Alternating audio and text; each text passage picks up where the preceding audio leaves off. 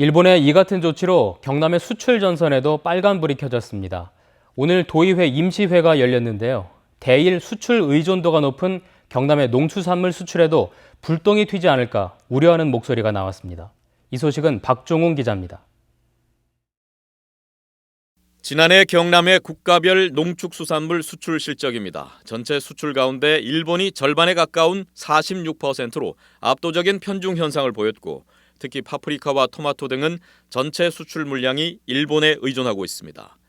일본이 우리나라를 백색 국가에서 제외하면서 직접 규제 대상은 아니지만 한일 갈등이 장기화되면 대일 의존도가 높은 농수산물 수출에도 불똥이 튀지 않을지 도내 농어민들이 촉각을 곤두세우고 있습니다. 이번 사태를 우리도의 농식품 수출 정책 전반을 재점검하는 기회로 활용하였으면 합니다.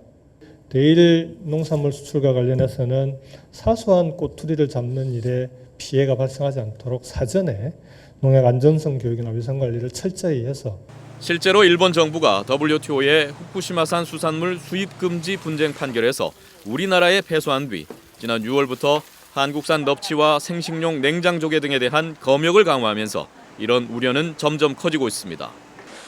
이에 장기적으로 소재 부품 산업의 경우처럼 농수산물도 수출국을 다변화하고 다양한 가공 형태의 완제품을 생산해 판로를 넓혀 나가야 한다는 목소리가 공감대를 얻어가고 있습니다. 도의회 도정 질문에선 도지사와 교육감에 대한 쓴소리도 나왔습니다. 김윤철 의원은 도지사와 교육감의 직무 수행 지지도가 전국 하위권에 머물러 있는 것으로 조사됐다며 도정과 교육행정이 간과할 수 없는 수준이라고 꼬집었습니다.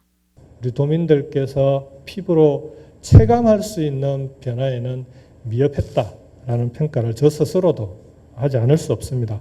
이것이 도민들의 여론이기 때문에 겸허하게 받아들이면서 앞으로 경남 교육의 발전을 위해서 박정열 의원은 사천 김포 노선 간편 계획 철회와 국제공항 승격 등 사천공항 활성화 방안을 따져 물었고, 강철호 의원은 남해대학과 거창대학 통합 등 도립대학의 변화와 혁신을 위한 해결책 마련을 주문했습니다. MBC 뉴스 박종웅입니다.